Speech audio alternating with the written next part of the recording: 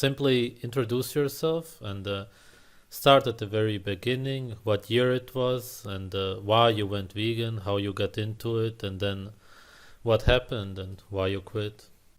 Yeah, sure. So I'm 23 years old by now, and like my interest in health and diet and everything started about 2 years ago. When I was living like a very stressful life, I was working out every day, drinking alcohol a lot and stuff. So I was also working like 100% at quite a stressful job.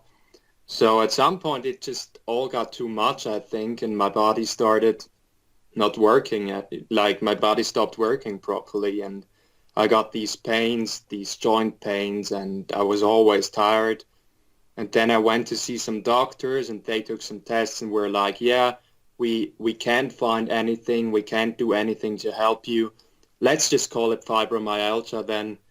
And I started researching a bit on fibromyalgia, read some books, and some folks recommended a ketogenic diet for fibromyalgia. And so I started doing that 2 years ago. And quite instantly, I felt a lot better. Like my pain was greatly reduced, and my acne also went completely away, which I had been struggling with for years. Um, but I was eating a pretty bad keto diet at the time, like lots of junk food like cheese and processed meats and stuff. So I did that for like half a year, and I always lost weight when I lost a lot of weight. Like when I started, I'm 180 tall, and when I started, I was 70 kilo. And so I was like half a year on keto, and I lost like 10 kilo in that time. And so I was, uh, but I think it was just due to me not eating enough fat. Most of the time it was just, I didn't really add extra fat to my meat and all. And I stopped eating nuts at some point because I couldn't really digest them. And also, I didn't really like the coconut oil. I still don't like the taste and everything. So yeah, most of the time I was just sticking to fatty meats like chicken legs and stuff like that, which probably wasn't enough fat, but not so important. So after half a year, I decided I wanted to try to introduce some carbs again, which was a disaster because like all my pain came back instantly. My digestion was so fucked. And I tried to introduce like the good carbs like sweet potatoes and stuff, but I just totally couldn't handle it. So I I started researching a little more. I got into the GAPS diet. Like I discovered, yeah, these whole theories about gut health and stuff. And then I actually implemented the GAPS diet. Like started with the introduction diet, where you basically just have these bone broths for a while. And I was just really not satisfied. I was always hungry. Um, so when I made the bone broths, I would always like take out the meat and eat all of it. So sometimes like 8 chicken wings, legs at a time or something. And I was like, dude, like this is completely abnormal. You've got an eating disorder or something. But in reality, it was probably just my body craving that protein and fat because I was already very thin. But I blamed the diet again. I was like, yeah, this protocol is probably not working. I need to find something else that's better. So I started researching a bit, and then I got into veganism, like which was probably the worst thing that could have happened to me. But first I just cut out the meat, and then I just ate soups, like vegetable soups, because my digestion was really bad. So I just ate vegetable soups with eggs sometimes, and at one point I cut out even the eggs. So basically then I was a lacto vegetarian. I just ate vegetables and some fermented dairy products. And then at some point I started researching like veganism a little more, and I got into raw veganism, which was horrible. So I yeah, read all these success stories of people who cured like uh, like every possible illness on a raw vegan diet, and got into 80-10-10, the book by Doug Graham, and it's basically a fruitarian diet with a little salad. So for 2 months, I was just eating fruits all day long and then a salad at night. But the fruit was horrible because, my blood sugar was so bad. It had always been. And so the fruit caused me terrible pain. And the salads I couldn't digest whatsoever. Like, they made me so constipated. I was constipated for weeks at times. And then I got into Dr. Moore's. I think another guest on one of your videos has talked about him. And yeah, he's just like an herbal, like an herbal doctor. He calls himself a doctor, but I think he isn't actually, a certified doctor. So he sells these herbal products and tells all the people to eat nothing but fruit. So I started doing that, and it's really like a horrible sect or something. It's really a cult. And then you got these Facebook groups and everything where you can ask questions. And I often did that. So I was writing like, yeah, guys, I started doing this. I'm eating lots of fruits and I'm feeling horrible. And everyone was always just like, yeah, it's detox, push through it. It will get better. But really, it didn't get better. Like, the pain went away. But I think that my nervous system was already so fucked up because it didn't have enough fat and enough protein. So it was getting just completely shut down, and to the point where I didn't even feel any pain anymore. So I thought like, yeah, I'm making some progress, but I lost so much weight. Like I told you when I started, I was like 60 kilo. My weight had been pretty much stable during the GAPS time. And then and then it went down like so fast when I went on this fruit diet, and I think within like 6 months I lost about 10 more kilo. So it was down to 50, which is extremely underweight already. And yeah, I also got into fasting. I did, these people in that Dr. Moore's group, they all recommend dry fasting. They all say you should dry fast for like 16 hours every day, which is crazy, really. And I did that for a while, and it made me just lose so much more weight. So people got really worried, like the people around me, my mother and relatives and stuff. And I just started getting quite paranoid, I think it also has to do with your brain not getting the nutrients and everything, because that's something I hear from a lot of vegans, that they get really paranoid. And Mm. so in my case, it got so bad, like I was always scared to death. I was like, yeah, if my relatives see me, they will call the police or something and tell them I have an eating disorder, which, looking back, like, veganism is the worst eating disorder of them all. But um, yeah, and then I was just so scared of being delivered to like a mental hospital or something. And that was like a fear that was always around, and maybe was even justified. But I couldn't sleep anymore. Basically, when I slept 2 or 3 hours a night, I could call myself lucky. And yeah, at some point I just decided to call it quits. I was like, no, I'm getting out of here. People here just want to kill me. They don't understand detoxification and shit like that. So, so I started looking around, and I started looking for fruitarian communities around the world. And then I found two such communities in Spain. And I went there, I traveled there, I told my mom, hey, I'm going on holiday to Spain. And then I went to these communities and spent a few days there in both, but actually just something didn't feel right because the people there were like completely fucked in the head. They were so weird, all of them, and like behaving, like really autistic in a way. So, and I just couldn't, I just felt so strange being around them and being with them. So it just didn't feel right. These people just I think they'd been doing this stuff even way longer than I, and so maybe, yeah, I wasn't quite as messed up as they were.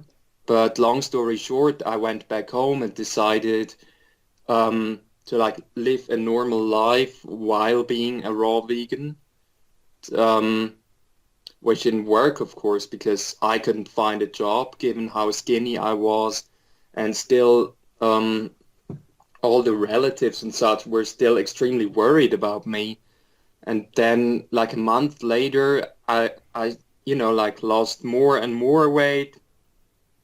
So I decided again that it was time to flee. And I'd been to these fruitarian communities and had seen that this was not the place for me, basically. So I was like, yeah, maybe there is no place for me in this world after all. So I decided that I would just go to Southern Europe and become a wild fruitarian. Like that's like how messed up my brain was at that state. I really thought I could just I could just walk around there in Italy or something and eat wild fruit all year long and sleep outside. I was completely out of my head, and I was like, yeah, if it fails, I can just fast myself to death. It won't be painful, I think. And then I went to Sardinia, which for the people who don't know is an island in Italy. And I just was there on the campground where it was really cheap, and I was there and I was eating nothing but watermelons for like 2 weeks. Just just every day I would go from the campground to the little village and buy 2 watermelons, and then I would eat these. And every time I ate one, I got massive panic attacks because it fucked my blood sugar so badly, and I couldn't sleep at night and everything. So basically, like for 2 weeks, I was living off just watermelons and some orange juice, which I got at the local restaurant. And then I got these really bad cravings, like when I walked past the pizza store and as I smelled the pizza, I was like, no, I need to eat that now. Or when I saw people like having a barbecue at the campground and eating steak and fish, I was craving that like so much, but I was like, no, it's bad. I'm not allowed to eat it. And then like one or two times, I actually gave in, and one time I had a pizza with sardines, and I actually felt kind of good after eating that, like physically, but mentally I was just getting completely upset, and it was like, yeah, now all the detox that I've done has been in vain and stuff. So I tried to water fast, like as an act of repentance, and but it really didn't work. I got hungry again, so I started eating the melons again. And it was really a vicious cycle that I at some point I decided to yeah to go home again, and I did that, and of course I was even skinnier than after my first flight. And looking back, it's really a miracle that nobody called the police or something on me, because there were like I was like just eating fruit and nothing else for like 4 or 5 or even 6 months. And I was getting skinnier and skinnier, and I looked so horrible. I mean, I could send you a few pictures if you like, so you can link them or something. Hmm. But I really looked like a skeleton. I was down to um like at, and then came the next part. That's actually something I need to tell. I need to tell too, because I went back home and I was like, yeah, now it's serious. Like I'm gonna find a job and everything. I'll try everything. And then I actually found a job at an old people's home, and which was very, very stressful because I don't really have a qualification. Like I'm not trained as a nurse or whatever. So I was just the guy who had to do all the little jobs that no one else wants to do, you know. And so it was quite stressful. I had to start every day. I had to leave my house at 6 a.m. every morning and came back at like 8 p.m. in the evening and was working all day. It was quite well paid, and so I didn't have time to eat. That was the fucked up thing, because when I was a fruitarian, I always ate these huge mono meals of like 6 mangoes or something, And these would fuck my blood sugar so badly that I just got extremely anxious and yeah, really got these panic attacks after eating so much sugar every time. And so I always ate very slowly because someone like in the group had told me that's better for your blood sugar and everything. And so I didn't really have time to eat when I was doing that job. And then I decided I wanted to do a juice fast because my digestion was fucked up anyways. And then every morning I got up at like 4 a.m. because I refused to drink juice that had been in the fridge for like 10 hours because then all the enzymes and the energy would be dead and such. And and then every morning I got up at 4 p.m. a.m. and squeezed myself some orange juice or something, and I took that to work. And then when I was working, like I was always carrying around this bottle of juice with me, and each 5 minutes I would take a sip to like give myself that energy kick again with the sugar. So I somehow managed to do that job for like 2 or 3 weeks. But then I started to crash because my weight dropped again. Like when I did that juice fast, I consumed maybe like 1,000 calories a day in the form of juices and not more. But at that point, my body was so starved, I didn't even really feel hunger anymore, which was the fucked up thing. And yeah, then so I decided to quit the job because I was just, I couldn't do it anymore. I also with the dry fasting and everything. Like while doing that job, I sometimes did like 20-hour dry fast and stuff. And I was so fucked and I was always really angry and annoyed. And yeah, I was being really rude to everyone, like the old people in that institution and to my coworkers and everything. So things didn't really work out and I quit the job, but I earned quite a lot of money. I earned like $2,000, like Franken, which is I think like $2,500. And I was like, yeah, this needs to be enough. I can't save up any more money because I won't find another job because I was so skinny already. I was like 43 or 42 kilos at the end of the juice fast, and I looked absolutely horrible. I was so emaciated and still, and like I was posting pictures on the Dr. Morse group, and still people were telling me like, yeah, it's just detox, push through it, go on with the juices. It's malabsorption. It's because you still have fecal matter in your gut and you can't absorb the things properly. It's just bullshit like that. And I was still believing it. So I was like, yeah, I need to find a way to continue with the juicing.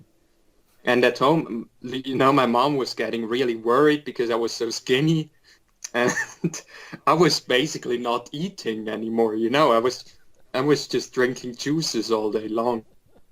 So she was like, yeah, son, are you not eating anymore? And I was like, no, I'm on a juice fast. And I tried to explain everything to her. And of course, she understood that I was really fucked in my head and that it was all complete hogwash. And so she was like, yeah, you start eating now or I will call the police. And then I was like, fuck, yeah, I'm so skinny. If she calls them, they will actually take me in. I did still realize that. So I decided to break the juice fast and watch some videos on like how to break a juice fast properly. And then I soaked some figs, like dried figs, and I soaked them overnight and I ate that the next day. So I broke my juice fast after 24 days of not eating and and even not getting enough calories in with the juices. So I ate these figs and like within 20 minutes they came out again because my digestion was like so fucked. And for the rest of the day I just continued with the juicing. I just wanted to juice. I didn't want to do anything else. I didn't want to eat. And so then I started eating like watermelon and stuff again just so I could tell my mom, hey, see, I'm eating. But I still drank a lot of juice, and that was everything I was thinking about was just how I could find a way to make it possible for me to go on with the juicing. And then the really crazy shit happened, because when you got someone who's so fucked in the head and has got $2,500 on the side and like no obligations in life, then the really fucked up shit starts to happen. And I decided, like, I started asking around in the group, like, guys, do you have any suggestions? Where could I go? Where could I continue my juicing? And then, like, some guy from Germany actually said I could come to him and juice there, but this didn't work out, so I needed to find another way. And I was like, yeah, in Germany, the police could still find me and arrest me for juicing. I mean, that's just how paranoid I was getting on this fucking crazy. And then actually and then I was starting to look around and like, where in the world can I get good fruits in good quality for very cheap prices? And then I started looking at like South Asia and South America. And I think the flight to Asia was cheaper, so I opted for that. And I got in contact with some fruitarians in Chiang Mai. And then I just flew there, just booked my flight to Chiang Mai. Didn't tell, I like I told my mom, hey, I'm going to visit a friend in Germany, which I did. I went to this other fruitarian guy in Germany. And then I took the plane from there, because I was so scared that if I took the plane in Switzerland, they would find out and get me. I went to Germany, and from there I went to Chiang Mai, and there, I met up with these two fruitarian guys who lived like in an old hotel, little outside of the center. And this was a really weird thing. Like, there was this hotel, and it was completely empty. It was extremely cheap. You could basically live there for, I think, €100 a month and have a room and everything, extremely cheap. And these two guys were living there, and basically nobody else. And it was so weird, like, looking back. But they were really kind to me. They like showed me around, showed me the fruit market and everything. And yeah, at first everything seemed really nice. And I could start like to choose again. I always I didn't have a juicer there in Thailand. I just got to the market every day and bought 3 watermelons. And then I made juice with these and a nut milk bag. And I just drank that all the time. I actually bought myself a refrigerator just to keep my juices cool. Because I refused to drink juice that was like body temperature. I always wanted like really cool juice. Because the Dr. Morse always said, yeah, heat is acidic. And to alkalize the body, you need to cool it. So I was like, yeah, I need to drink my juice as cold as possible. So I always put them in the freezer and took them out right before they would freeze, so the enzymes wouldn't get destroyed. They would still be as cold as possible. Like, I was completely fucked. And so I did that juicing again, and it made me really paranoid again, because every time I juice, I get like so paranoid because it fucks my blood sugar probably. And then I started getting afraid of the 2 other guys. I was like, yeah, maybe they invited me here just so they can rob and kill me. And I was getting so scared. And I couldn't sleep anymore. I was just lying awake all night and drinking juice. So I was drinking like 4 liters of juice a day, and then some coconut water and nothing else. And then I lay awake all night and thought about how the other guys would come and kill me and take away my stuff. And then I made escape plans, like I could jump down from the balcony and maybe then I could get out and stuff. And then I was just so stressed all the time. And then I started looking up other hotels, and then like at a point where I was sure that the other 2 guys were sleeping, I just packed all my stuff and ran out of the hotel and booked another hotel. And I just, by taxi, I went there and I checked in at like 1 a.m.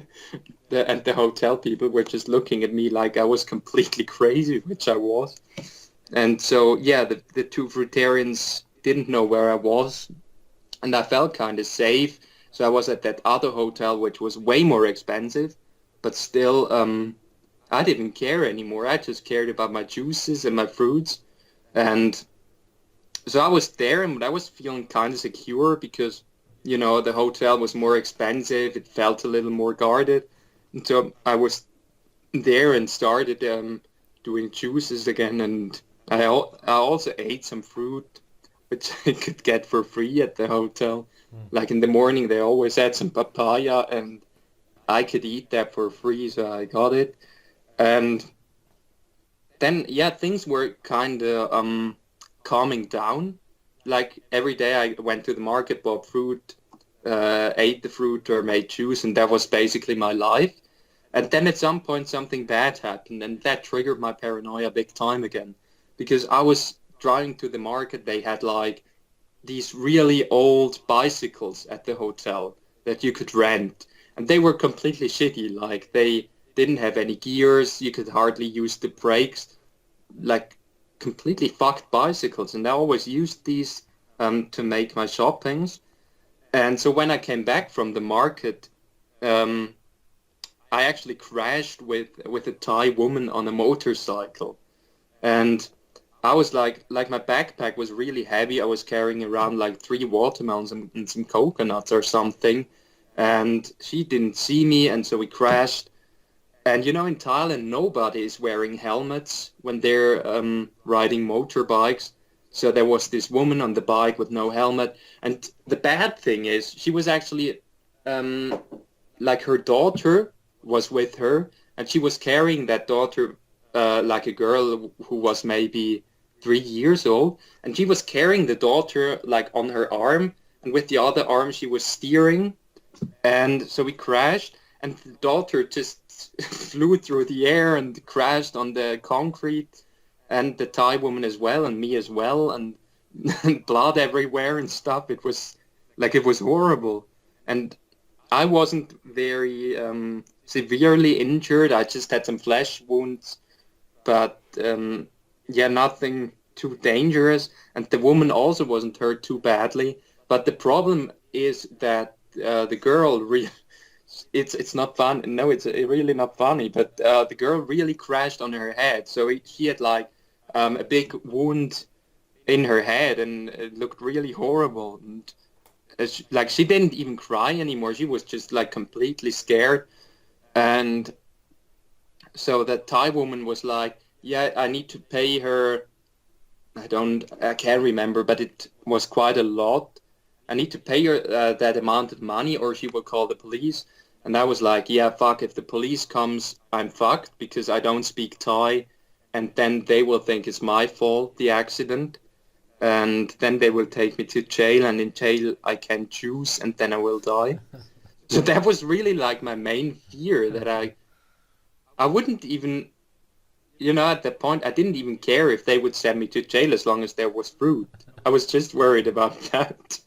Um, but so I paid her the money and she didn't call the police and she went home and everything.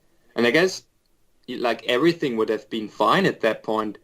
But I was so paranoid that I couldn't, like I started getting sleepless again and thinking, yeah, maybe she will still call the police to get even more money and stuff. And so I had booked the hotel for 14 days, but after just like 5 days, I decided like, no, fuck, I need to get out of Thailand. Police will get me and will put me in the jail. And yeah, so I booked the next flight to Switzerland, and I left Thailand after like 2 weeks. And so I was back in Switzerland, like my third escape that had failed. And I just still didn't realize how fucking crazy I was and how fucking crazy this fruit diet was. And so I was, and then came like the day of change, you could call it, or like, yeah, the magical moment. And then I was in Switzerland, I was back at the airport, and in the plane you can't bring liquids with you. Yeah. So so when I was on the plane, I was always fasting, and I was dry fasting because I refused to drink any water. I was like, yeah, you can't process that if it's just water, which is probably true. So I was always like, yeah, I would just fast on the plane, and I did. So it was like a 20-hour flight from Thailand back to Switzerland, and I just fasted. And then when I came back to the airport, I was in Zurich in Switzerland. I was so fucking hungry. And then I was like, yeah, I need to get something. I need to get some juice. And then I actually found a bar where they had orange juice, and I gulped down the orange juice, and then I got some more orange juice.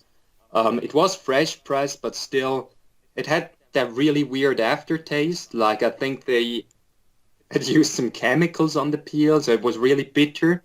And so I drank that as well because I was so thirsty and so hungry. And then I went home. You know, I don't live in Zurich. I live a little more to the northeast. And then I went home by train. And already in the train, I started feeling kind of unwell, probably from that juice. And then the last few kilometers to my house were by bus. And then I started to get like really bad stomach aches. And I was like, no, I need to go to the toilet now. I'm feeling so sick. And I got out of the bus. Um, then I just shat myself. It's so fucking embarrassing, but I just couldn't hold it anymore.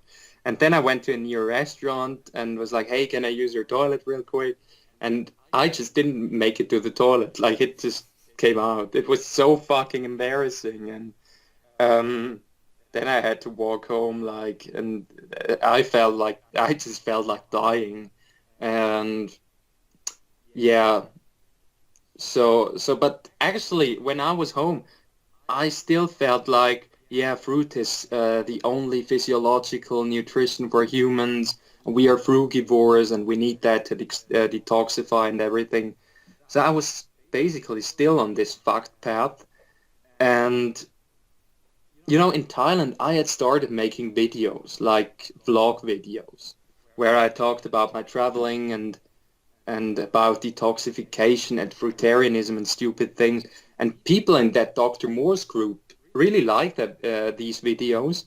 So when I was home, of course, my mother told me, "Yeah, you're even skinnier than before," and then now I'm definitely calling police and such.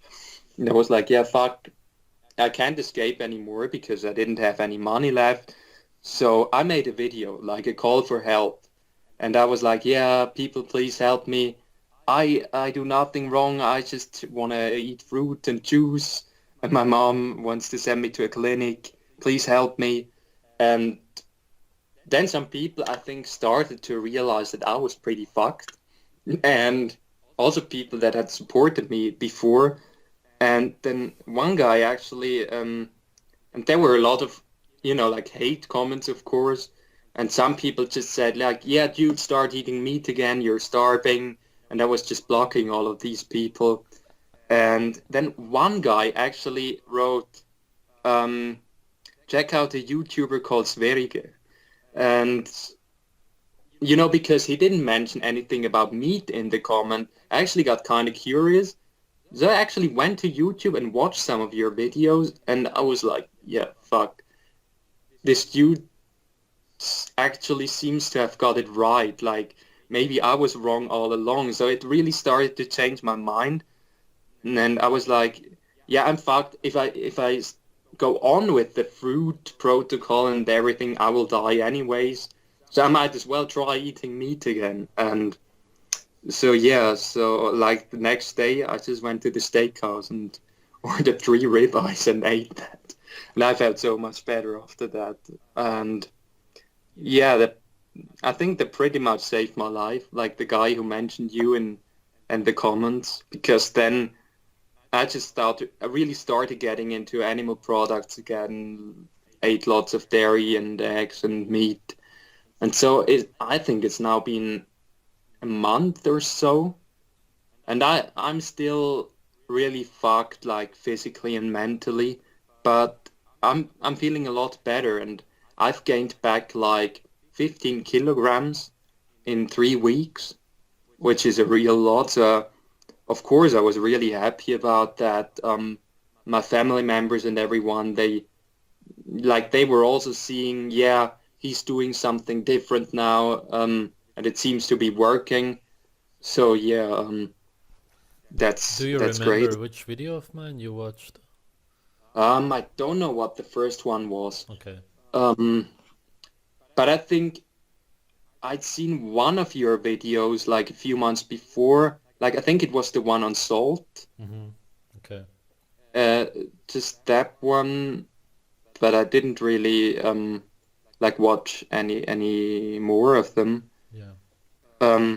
No, and then yeah, I think the one who mentioned you in the comments also said I should check you out because you had a similar story, Mm. like with the fasting and Yeah, the I could really weight. relate. That's why I had to laugh because of how much I could relate to a lot of this. Yeah, It's yeah, so actually, crazy. This is the yeah. When craziest I story watched I've your heard. videos on the fasting and sun gazing Yeah. stuff, so I was really like, this dude has made the same mistakes as me, so maybe I can now learn from him how to correct them. Yeah, like because Yeah. um yeah, so I just tried my best to follow your stuff because it was like I've tried so much. Worst thing that can happen is that I die, and I didn't die, and I feel way better now. Mm. So, and I mean, the fucked up thing is that I was actually on such a good track, like 1.5 years ago when I was getting into the keto diet and gaps and everything, and still they were able to brainwash me and trick me into thinking veganism was right after all. That's actually really something that I need to be, I should really be angry at myself for being so stupid, but I think you never know until you've tried it yourself. Do you believe this whole liquidarian thing is related to us only wanting to drink blood and that's how we would be liquidarian? This whole Th- not wanting to eat solid food thing? Yeah, that's really interesting, actually. Um, I think it's more, I think when you're a fruitarian, especially, you're basically starving. It's a form of fasting, of starvation. And I always realized that there were huge conspiracies out there, like with what they are feeding the people and stuff, and how the medical system treats us. So I think already as a fruitarian, I kind of understood that our world is really fucked and our system and everything, with the mind control and the brainwash and stuff. So, but I was getting so scared of the whole system that part of me was like, yeah, you can't defeat them. It's better to just give up on life. And I think that's the whole point of fruitarianism. I think deep inside, when you're a fruitarian or you're choosing, you're trying to kill yourself on a very, I think it's a subconscious level, but it's really like the wish for death in a sense, for a peaceful death. Because I think if you starve yourself, that's really the most painless way of dying because at some point your nervous system just stops working and you're not feeling pain anymore Mm. and then you just fall asleep and you don't need to fight anymore. And that I think that's why I really got into fasting and fruit eating and yeah, like juicing and all of that. Mm. I think it's more of like that aspect. And maybe also like the thought of being free from it all. So you don't have to worry about food anymore. Yeah, you're just so much more independent. Yeah. But yeah, but I don't know. Maybe on the subconscious level, it might be related to the blood thing as well. Really not sure. Mm-hmm.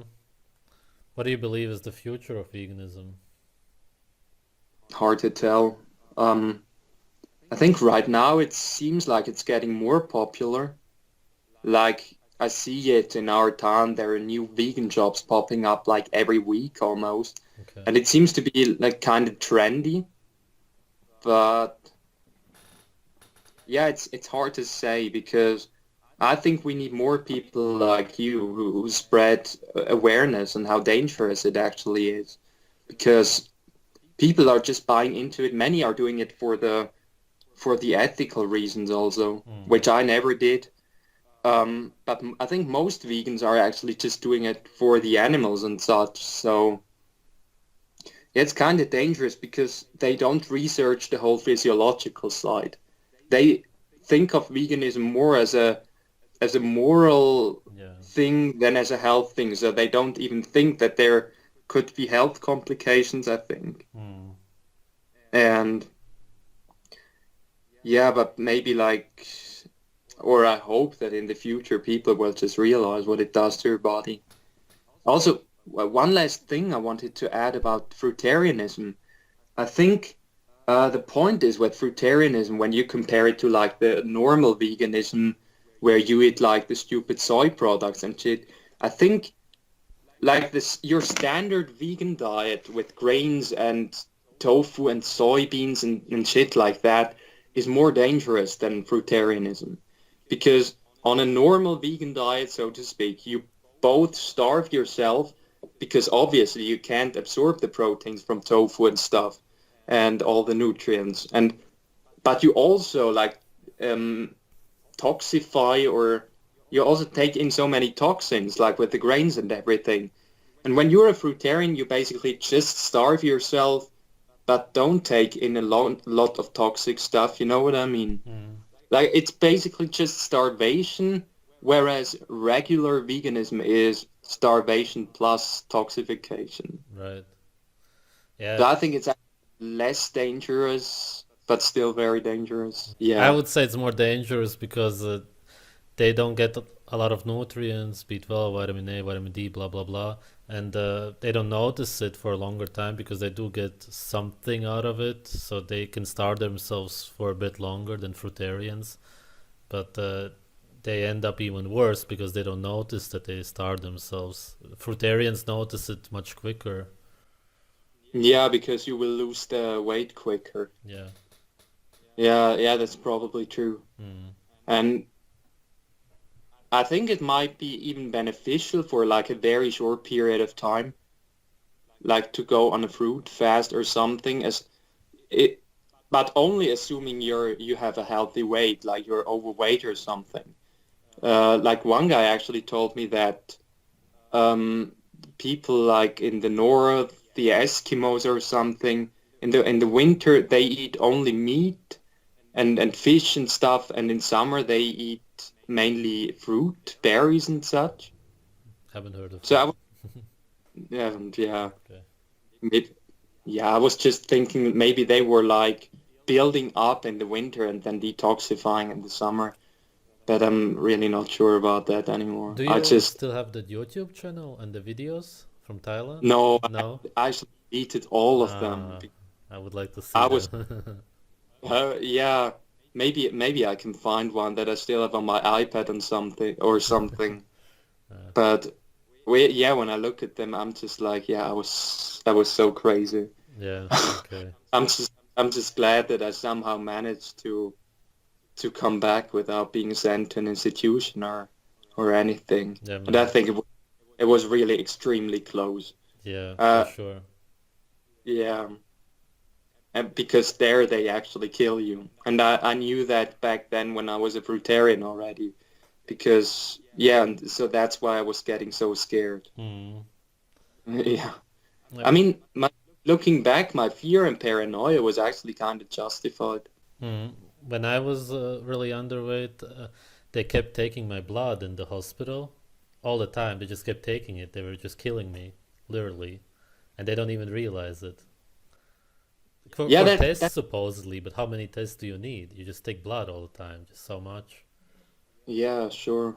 Yeah, And I mean that your body will need even more energy yeah. to produce the blood again, Which I to didn't get restore because they were starving me. They didn't even give me food. It's just absolute death. fucking. They kill people in hospitals. Yeah. Yeah. Yeah, also when I was at that old people's home, that like made me so angry because even though I was a fruitarian back then, I realized that they were killing the people in the old people's home with like the food they were giving them. They were Mm. starving them so badly. It was like the worst form of malnutrition.